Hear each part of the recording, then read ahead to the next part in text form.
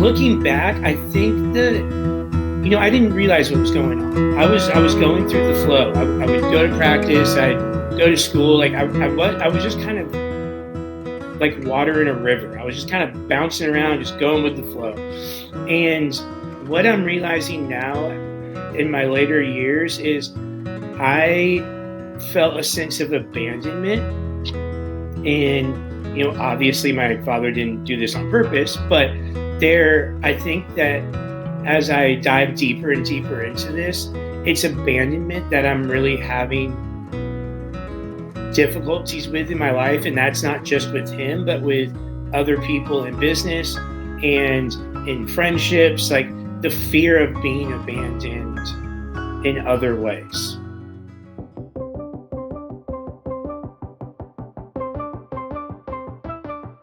Welcome back to another episode of the Mile 40 podcast. Thank you all for continuing to tune in. I'm really, really grateful for all the feedback that you all have been sending along. And I'm really grateful for the fact that, I just see the momentum week over week. If you haven't already, please be sure to hit subscribe, whether you're listening on Spotify, Apple Podcasts, YouTube, wherever you get your podcast from. As I've been mentioning, and it's really great to see that everyone's been leveraging the discount code in the show notes. Go pick up a copy of Break Barriers, Mile 40, and please send me any of your feedback there. And I just noticed I misspoke my own book. Break Barriers are Audacious. Mile 40 is the name of this podcast. Anyway, today's guest is Jordan Utley. Jordan is an Atlanta-based health and fitness performance coach. He intertwines coaching with his life's mission.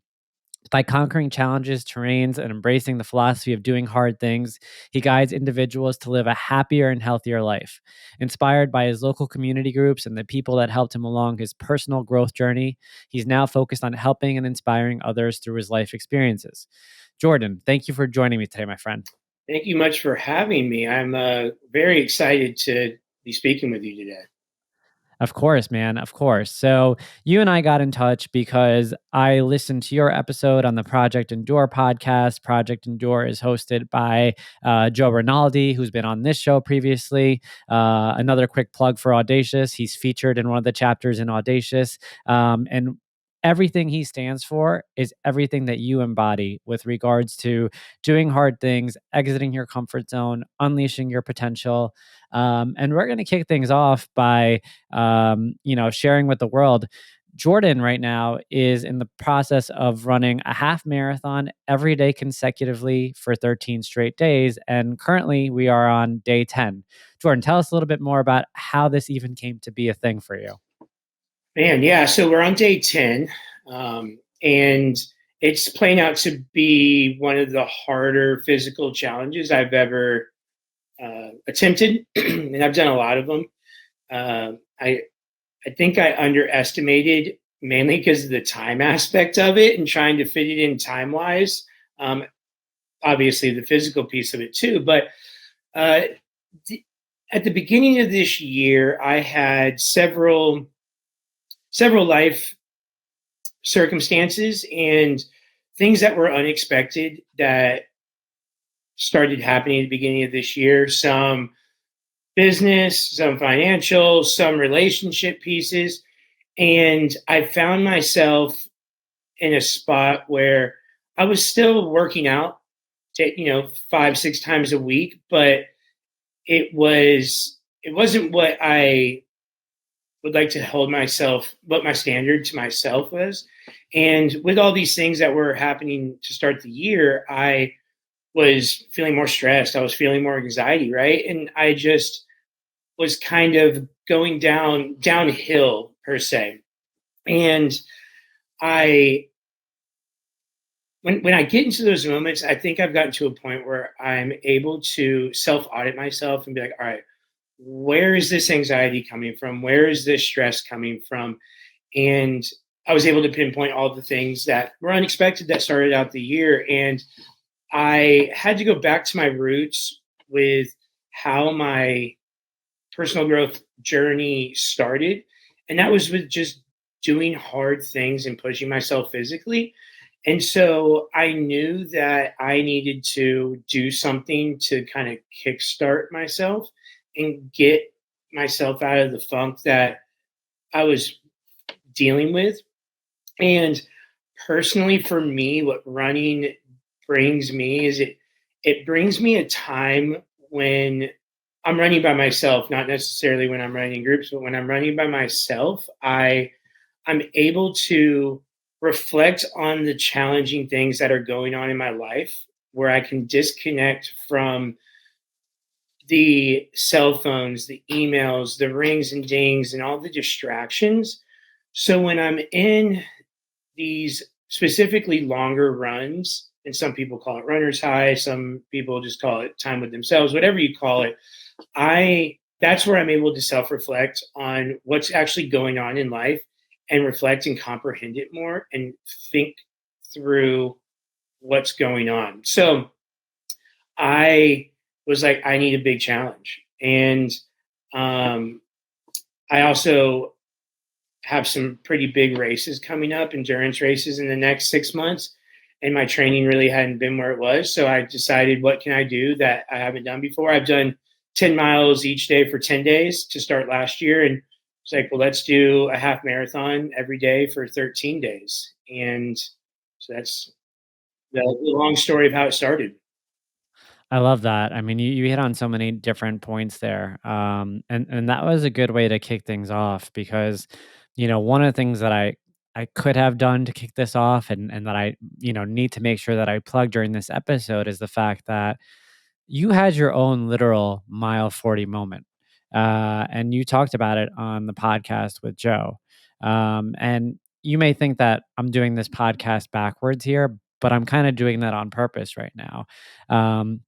He talked about the fact that you have a couple big races coming up, but there was one race in particular that stood out on that episode, and that was the 100 miler, right? Mhm. And so, why don't we talk about that a little bit?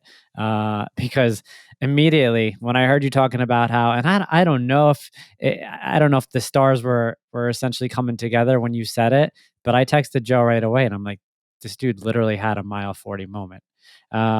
So let's talk about that race really quick, with regards to just laying the context here. When was that 100 miler? That 100 mile was the Georgia Jewel, and it's in Dalton, Georgia, which is the North Georgia in the North Georgia mountains on the Pinhoti Trail. And that took place last September of 2023. Got it. September of 2023. So a little bit over a year ago. Since that race, have you run any other marathons or ultras? 6 months ago, Oh, which 2023. one?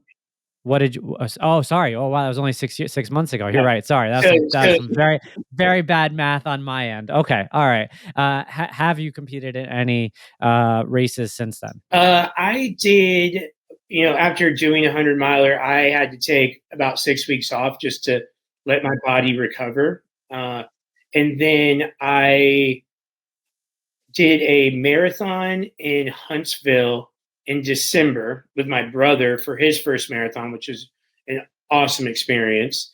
And then I had like a local half marathon I did last month as an actual race. But other than that, there hasn't been any ultras since the 100 miler. And growing up, were you a runner? No, I did grow up No. playing soccer, so I did run, right? But it's a much different running. Back then, running was a punishment. Go do 3 miles. Oh gosh, why do we do this? And so no, running was something I was never good at. I'm a bigger guy. So I, it was always a little more difficult, I guess, when I first started. Uh, but that's where the endurance running, I think, fits my body stature better. But yeah, no, definitely wasn't a runner until about 2.5 years ago when I joined my Pass the Torch community Got group. it.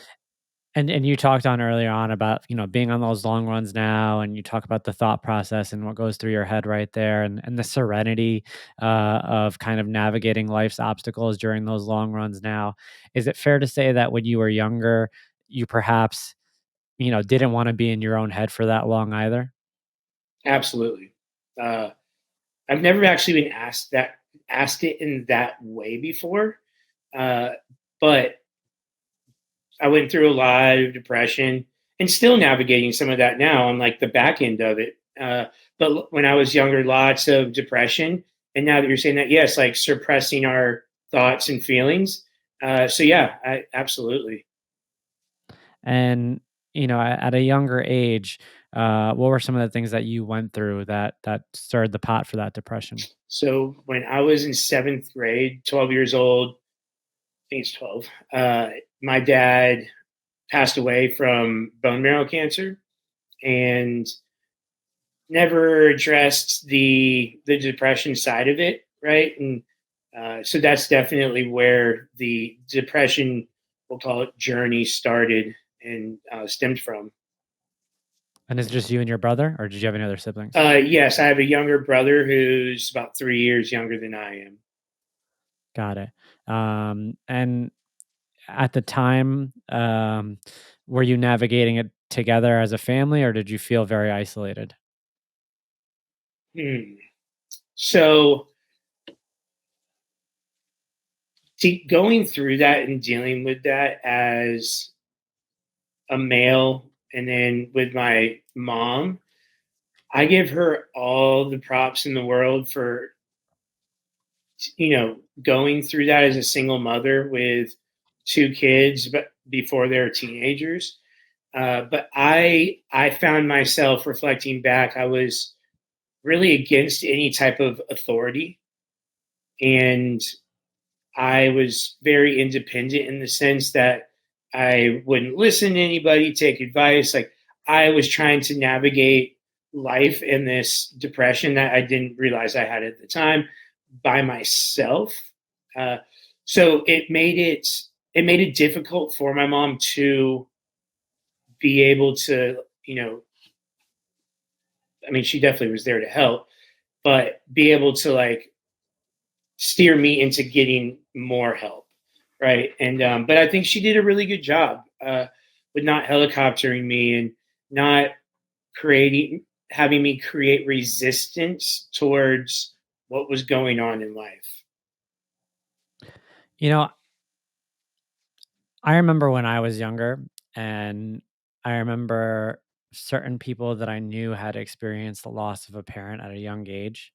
And it was one of those things where, as a peer, you just couldn't, you couldn't, you were too young to imagine, empathize, and be able to put yourself in their shoes, because it's one of those experiences that unless you live it, it's really hard to understand it. And um, it takes it becomes a journey in and of itself, navigating the loss of a parent at a very young age. And um, my question to you is, how much of that depression was founded on a sense of loss, a sense of, I don't know what's going to happen now that my dad is gone. I don't know what my role is now because I'm the older brother. Am I supposed to step up, or am I even old enough to understand that because I'm 12? And how much of that is founded maybe in anger around, like, why would this happen to me? And now it's me against the world. Yeah, so this is something I'm still navigating with myself, right? And I would have to say that I was very fortunate that I was very involved in soccer, travel soccer. So I at least had that as my foundation to keep me within the guardrails per se, right? And I think at the time that's probably what kept me from just completely going off the side of the road. So looking back, I think that I didn't realize what was going on. I was going through the flow. I would go to practice. I'd go to school. Like I was just kind of like water in a river. I was just kind of bouncing around, just going with the flow. And what I'm realizing now in my later years is I felt a sense of abandonment. And obviously my father didn't do this on purpose, but I think that as I dive deeper and deeper into this, it's abandonment that I'm really having difficulties with in my life. And that's not just with him, but with other people in business and in friendships, like the fear of being abandoned in other ways. That's a really I really appreciate you sharing that. And it's got me thinking. And um, I was going to ask you one question, but now I want to ask you another.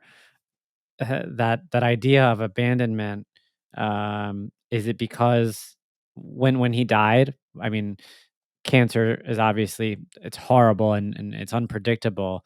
But was it a long battle with cancer, or was it a sudden battle with cancer? Yeah, it was a long, drawn out process. You know, when you go through trauma like that, I'm realizing that my mind, as a defense mechanism, erased and blocked a lot of memories before that event took place.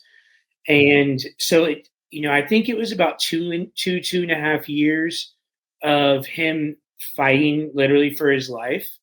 And in the moment, when you're at a young age, you don't realize like that's what's happening. He's just sick, right? And we just kind of change how we're doing life. But then when he's gone, it doesn't make sense. And yeah, How would you approach a younger version of you, right? Like, is there any way you could have been approached, um, where you may have felt um, some sort of there's no relief over this, right? Like, you lose a parent, there's no such thing as really there's no cure.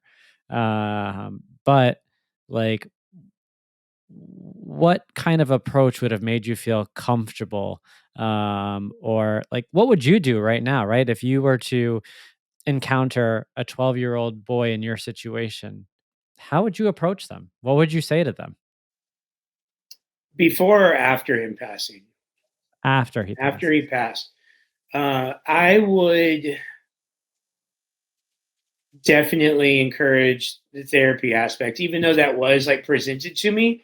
Um, I think that is a big thing I missed out on in a younger age, because it's a trauma that's so far out of the norm for that period of your life, right? Like, but what I would do, and what I think I lacked in those years after he passed away, was being able to have somebody to just listen and ask what feelings I'm going through, because I think I kept those pushed down.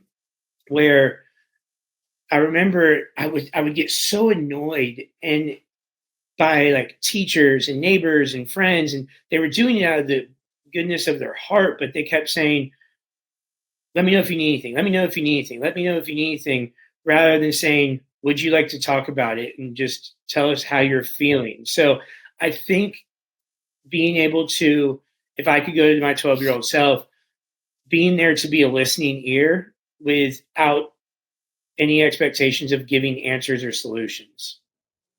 Yeah, yeah. Because I mean, to that point, there is no solution. I don't think there's an answer or a solution, but there's a certain mechanism to making that 12-year-old just feel more comfortable Mhm. with regards to what it is that they are navigating.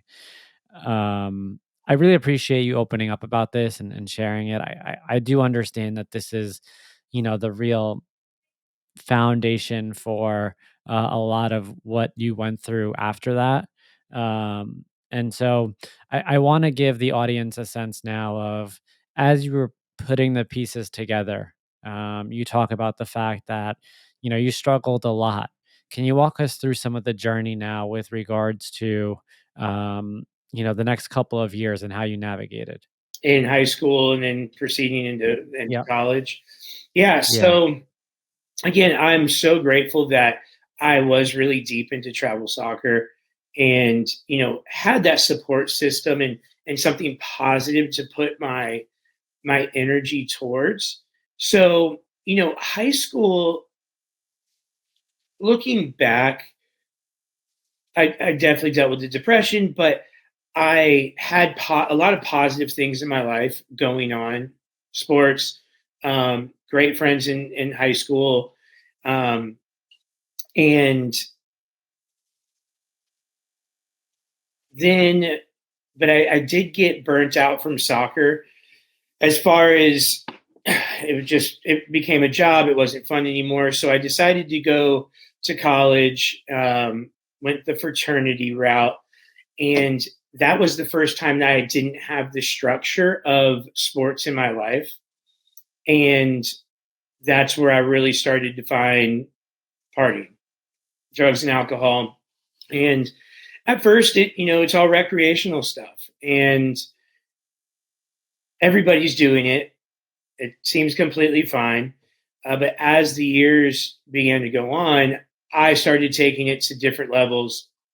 I was the one going to bed at 5, 6 a.m. rather than 2 a.m. And it was the momentum got going way too fast in the wrong direction.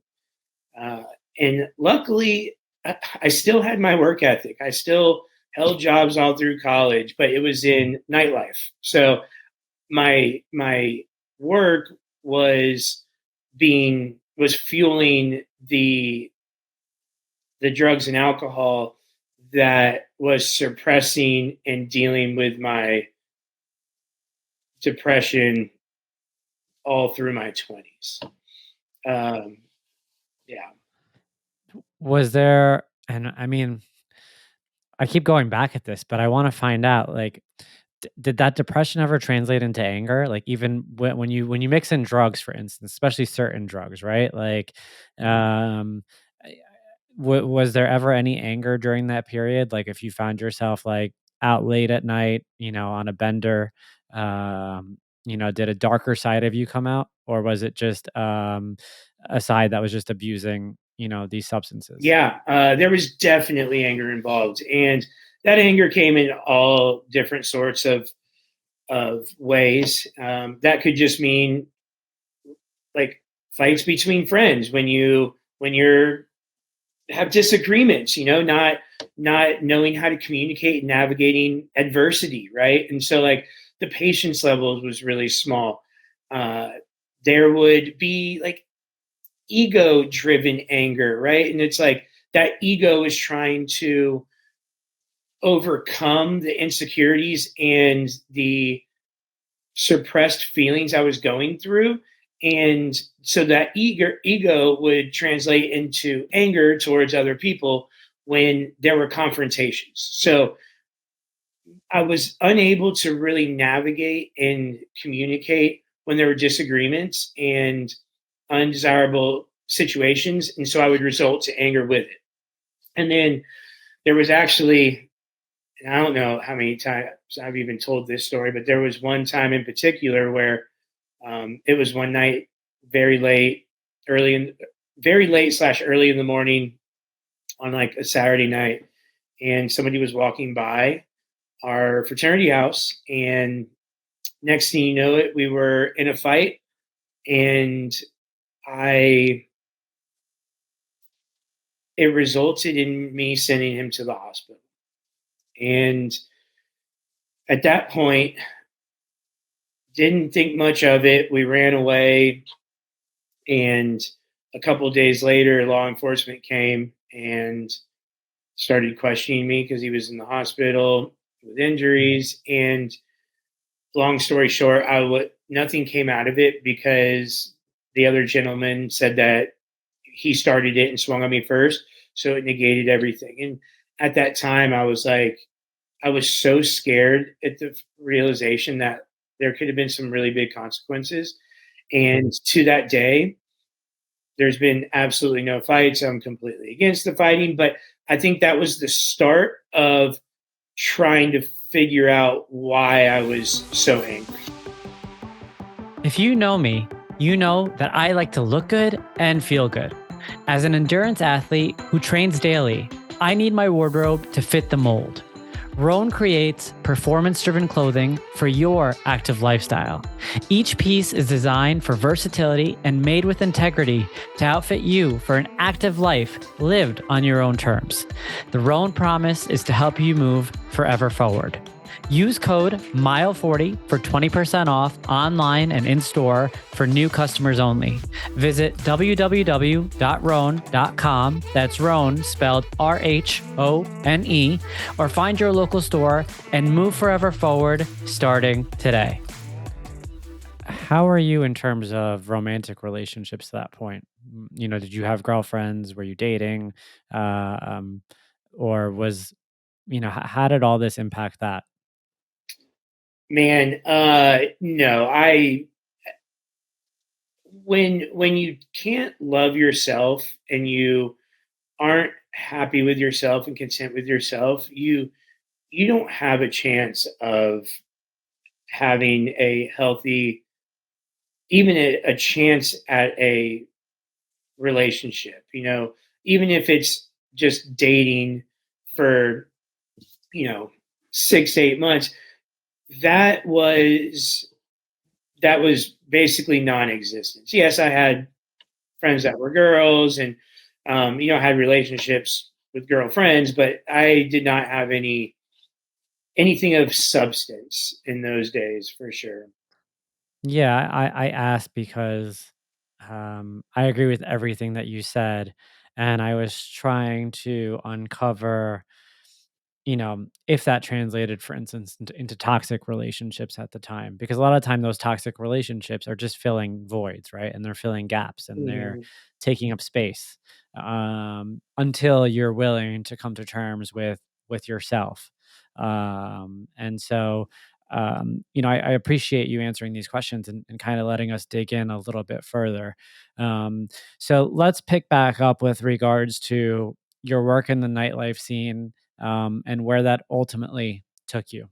Yeah, so I finished my undergrad at Auburn in accounting and just did not want to go into the real world.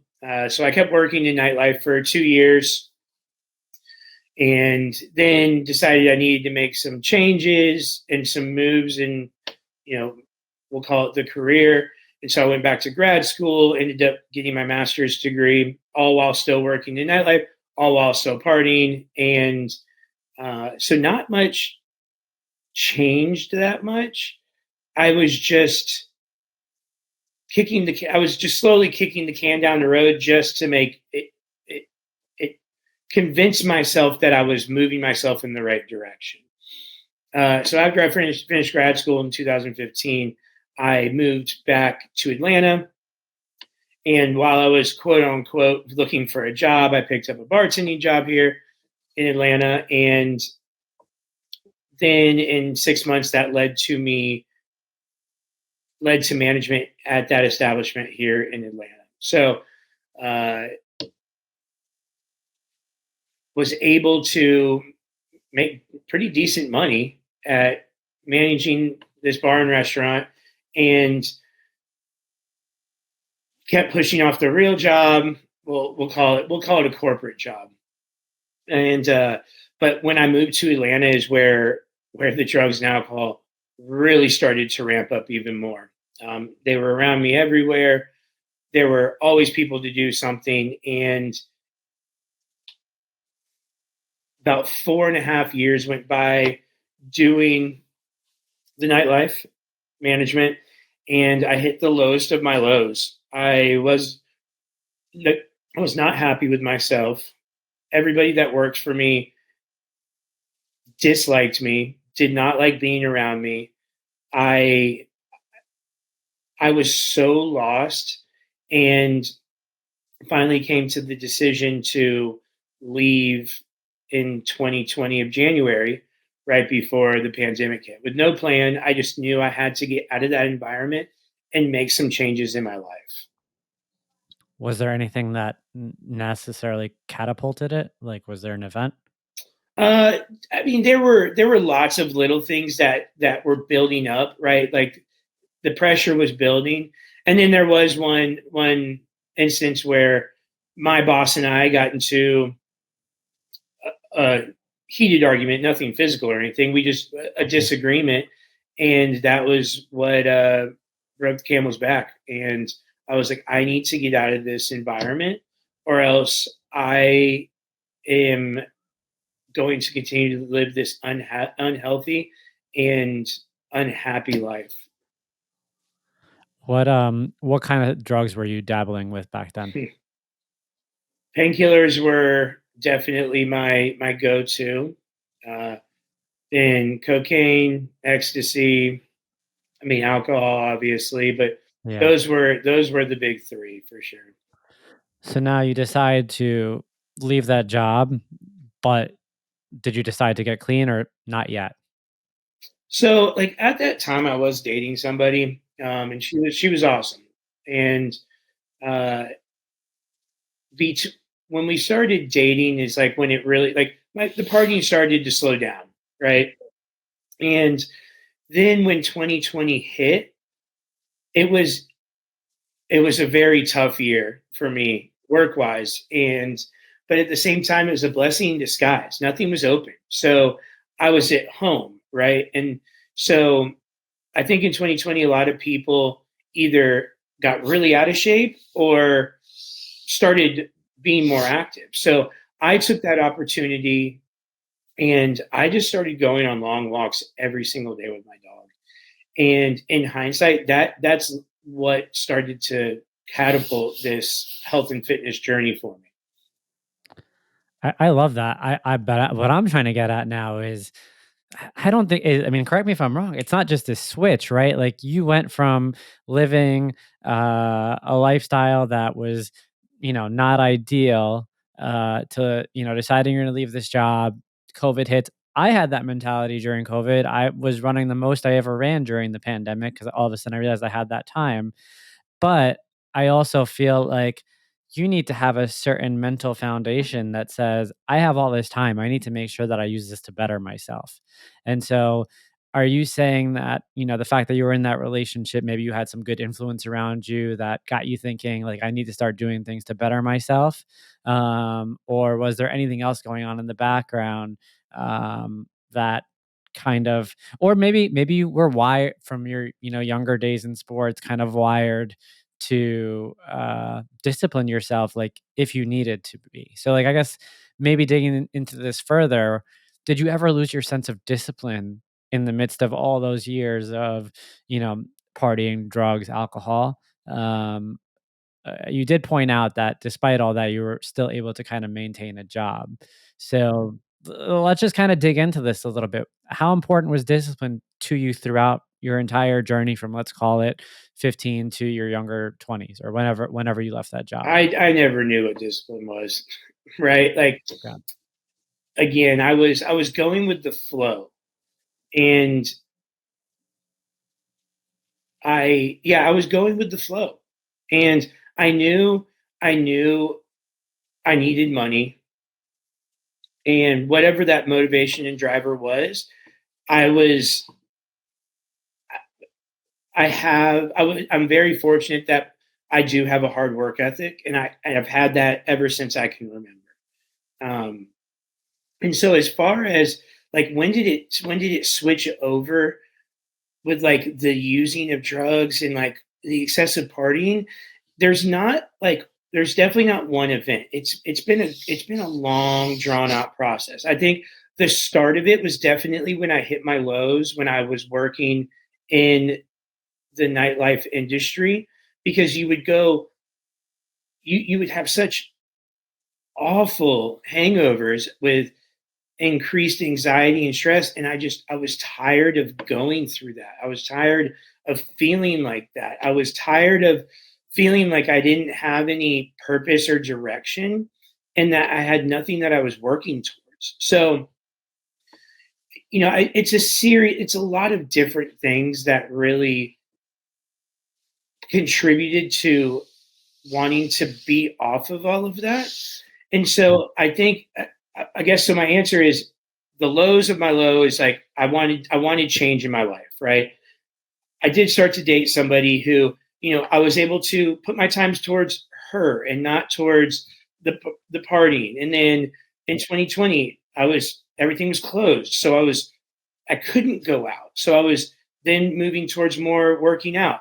Then that's when I was fortunate enough to buy into my first business. So like I started feeling proud and accomplished because I had something I was working towards. And then ultimately I found my running club that was when everything really started to clean up 100%. When was that? That would have been in September of 2021. Got it. So, you know, start taking the walks during COVID in 2020. You join this run club in 2021. And then in September of 2023, you're signing up for a 100 miler or running a 100 miler. And I just kind of want to put this in perspective because that's a huge jump. I mean, like, I don't care what anybody says. I don't care how good of shape you're in. I've been running marathons now for 7 years. Uh, could I get out there and run a 30 or 50 miler? Probably, but like mentally to accept, that jump from even running marathons to going to a 50 miler, there's a mental battle in there. Now to go from where you were to running a 100 miler, um, it tells me that there's something deep within that you had to unleash. And I imagine that surrounding yourself with a community like that run club started to kind of help you dig deep within to now kind of bring it out into the world and maybe unleash it through, all the miles that you're putting on the road. Am I reading this right? Yeah, so you're entirely right. That those men in this run club were talking about doing 50 milers and 100 milers, and I'm looking at them like I'm like in pain finishing a 10-mile run. Like, what are y'all talking about? Like, that's not possible. And so actually my first attempt at the 100 miler was only a year after I started running. And the reason I signed up for it was because all of those guys were training for it and were like, Jordan, come out. It's going to be fun. So I was very naive. I had no idea what I was really doing. And in that first attempt, so a year after I had started running, I'd only run one marathon. And I went out and ran 52 miles and dropped after 16 hours in the middle of the night, broke down mentally. And after after I dropped out at 52 miles, we went to the finish line and I'm watching people that look like me, maybe even look a little bit more out of shape than I do, that are finishing a 100-mile race. And something just in my mind was like, I have to figure out how to do this. And so that's when I dedicated the whole next year to training to finish that 100-miler back in September. I just laughed and you're like, "Hey," they were like, "Hey, Jordan, this is gonna be fun. Come try this That's out with us," literally right? all Like they had to say. And I'm like, okay, I'll buy a $15 pack on Amazon. I got some running shoes. I got some honey stinger gels, and like I had no idea what I was doing. for the audience, right? Because most people have no idea what it takes to train for a 100 miler. Give us an idea, right? For someone who, let's say, is an intermediate runner. I don't want to go for a beginner runner. Someone who's an intermediate runner, someone who's maybe run 10Ks, half marathons, maybe even a marathon. What is the jump, both mentally and in terms of training, that you need to prepare yourself for to, then all of a sudden kind of aim toward a 50 or a 100 miler? Yeah, so it's going to be something that you have never experienced ever in your life.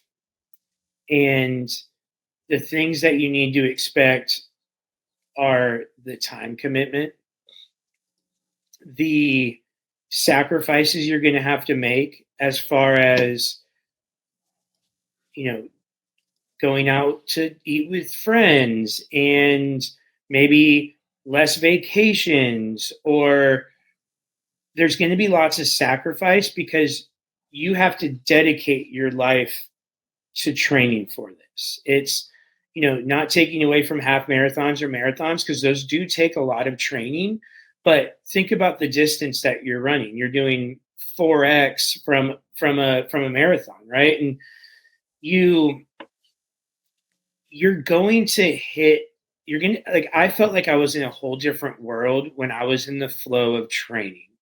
And my life was based around the training. Like training came first, and then I fit work and friends and everything else around my training. Yeah, no, I mean that makes complete sense.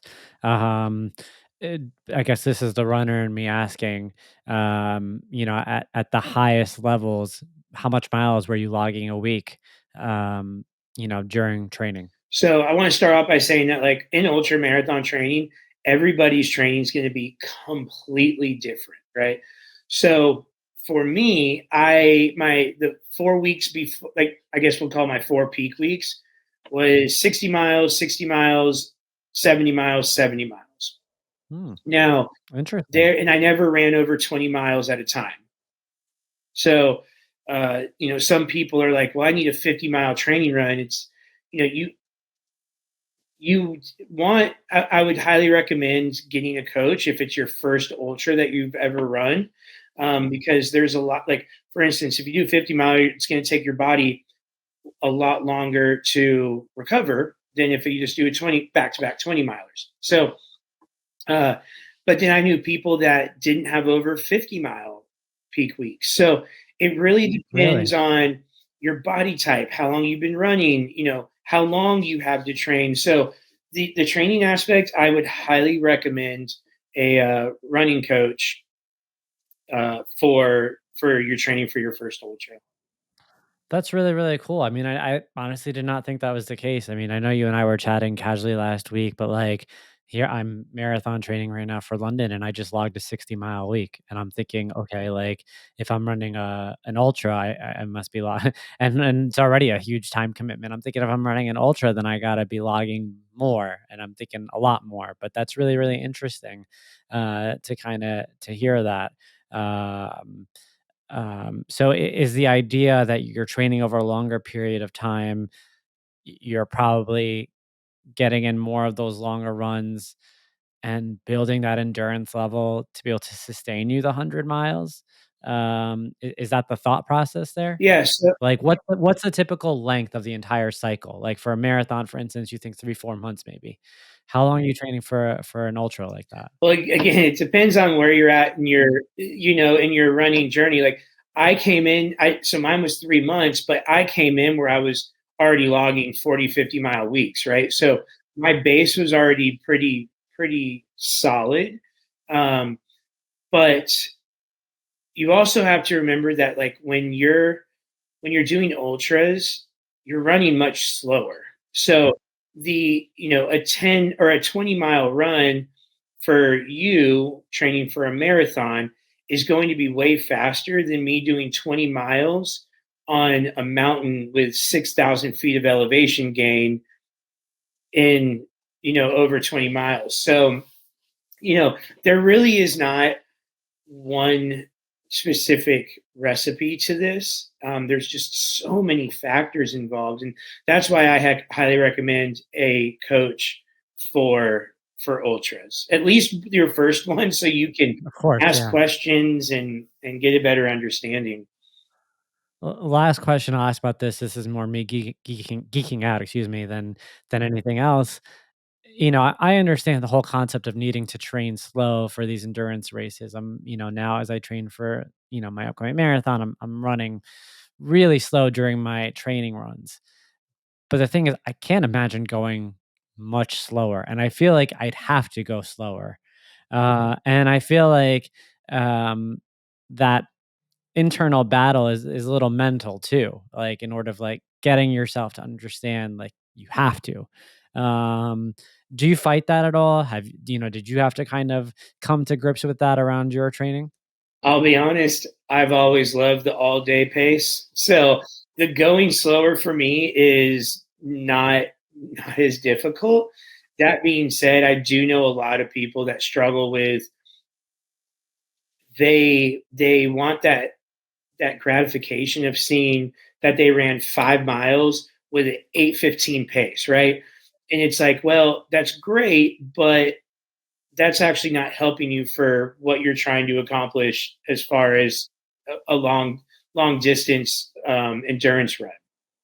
Yeah, I mean, what's the saying, right? In order uh to go fast, run slow, right? Like in order to or train slow, in order to finish fast, train slow. And um Yeah, no, that's fully on point. All right, now that I asked my, geeky questions, let's get back to what actually happened on race day now, because we got to guide the audience toward mile 40 for you. So, what happened on race day once you got to the 100 miler? Yeah, so we come into race week, right? It was awesome. Only a couple miles that week. Legs are feeling great. I I'm coming into it with no doubts as far as I put in all the training. I haven't taken shortcuts. I hired a nutrition coach. I mean, I was dialed in to every aspect of this race, right? And in my mind, the hard work had been done. The hard stuff was done. Now I get to go out and run this race. So we start uh, we start at 12 p.m. on Friday, and the way the race works is you run 36 miles out, and when you get to 36 miles, it's called Dry Creek, and that's where our crew set up. Then you have 6 to 7 mile loops, and then you come back the 36 miles the way you started. So we get out to Dry Creek, so I'm 36 miles in, and then I'm starting the loops that I dropped out on the year before.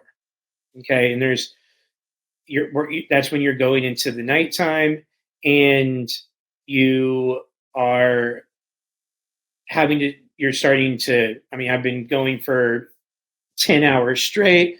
You're mentally tired, you're physically tired, and we get in, and I get to mile 40, right, and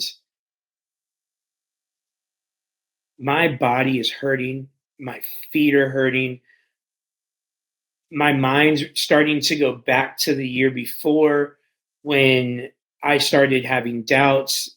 I'm like, am I going to be able to finish this race? My mind is starting to have those negotiations with me. And I'm like, I'm at mile 40 already feeling like this. How am I going to go 60 more miles? And I told myself, I kept reflecting back to all the training I had put in, the reason why I was doing this race, what I had learned about myself over the past year. And for me, giving up and stopping was not an option. So at that mile 40 is when my brain or when my mind first started to tell me, you can't do this, you can't do this. But I had to reflect on all the reasons why I was doing this race, which reminded me, one foot at a time, one step at a time, brick by brick.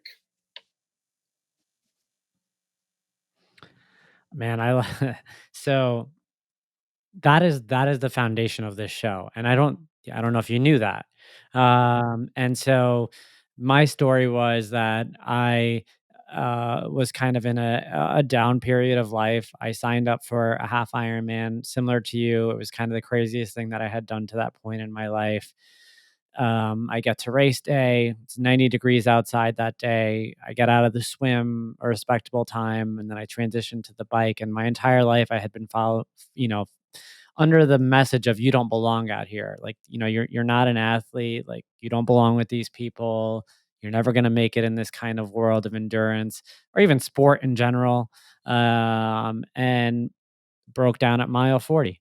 And at mile 40, similar thought process. I kind of had to take a moment to, like, gather myself. And then what I did was, I had to summon strength from my weakest personal moments. And I said to myself, if I got through what I went through during that period, then, I could definitely figure this out. It's going to be hard. It's going to suck. It's going to be painful. But, like, and this is horrible, but it's not the worst thing that's happened in my life. And similar to you, immediately when you're in that fight or flight kind of mentality, it's how can I break this down into digestible goals? So for me, what I did was I just broke down the last 30 miles into 1 mile goals. and I celebrated every single mile until I got to mile 70 and finished the race. And so, in listening to you tell this story previously on Project Endure, you clicked with me on so many levels because you had gone through your own bouts of, low points, in particular, the loss of your father probably being the foundational moment there. But then what happened after the loss of your father was just a kind of blur of trying to figure out who you were, where you belonged, what your role was, what your purpose was, if you had a purpose, and trying to find that out. And similar to you, the reason I signed up for my race was very similar. I found a group of people who kind of encouraged me and told me it would be fun.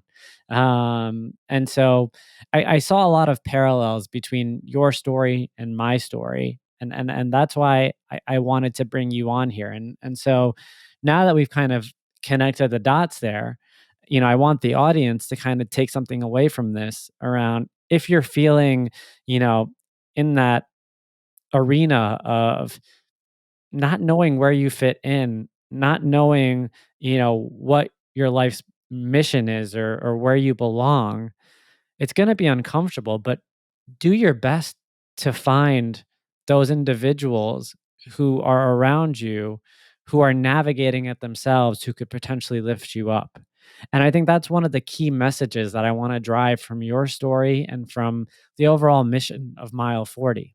I think like you didn't wake up one day, you know, and say, that's it. I'm turning a new leaf. I'm going to run 100 miles. And, you know, you didn't. You had to go through this process of lots of downs, and then you had to do the work and open yourself up and be receptive to, a community of people, and a community of people who, quite frankly, were probably faster than you, in better shape than you, stronger than you, uh, probably more self-aware than you at that point, and you had to just kind of soak it in. And I think that's one of the, important things to consider as well, is the fact that it involves some humility. And you talk about, the first time you gave it a shot, and it involves failure and embracing failure and the lessons that come from failure. And so, I think you'd agree with me on all these points, but where I kind of want to close things out is, now that we got the math right, and this was 6 months ago, what have you learned about yourself since then?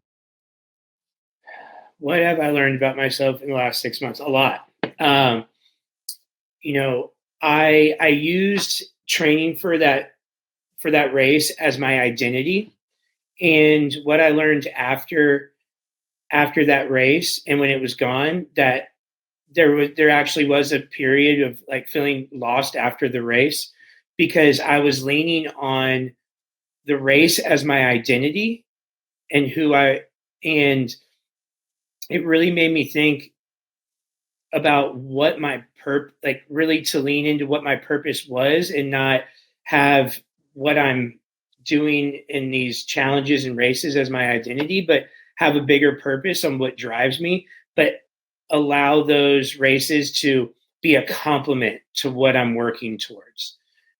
So I think the biggest thing that I've learned about myself is having a bigger purpose and vision of what I'm supposed to do in life, and that it's to help other people that have had similar struggles that I have had, but do it through health and fitness and doing hard, challenging things. Man, I could probably talk to you for hours because one of the things that I struggle with is the post race blues, if you will, right? Like once it's done, you spent all this time, getting yourself ready for it physically, mentally, emotionally.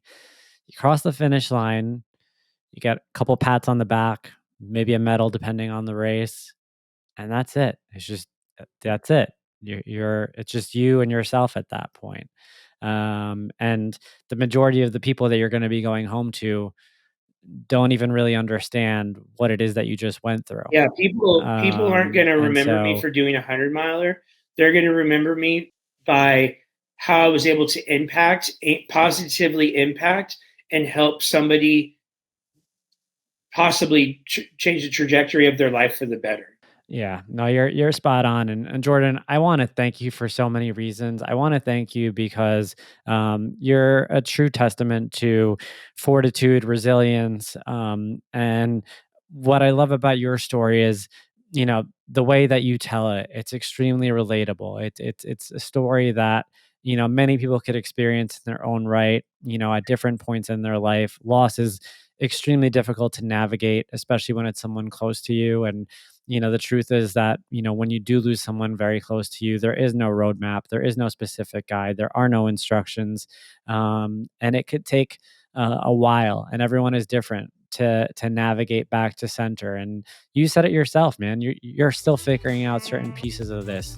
But what you do embody is a determination to move in the right direction, and now pay it forward to others. And so I want to thank you for coming on today. Thank you for sharing all of this. And, it's been an honor to have you I on the show. I appreciate all those really kind words and you having me on today. And if there's anything that I can ever do for you, please let me know.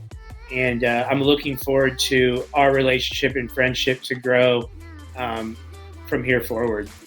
You got it, my friend.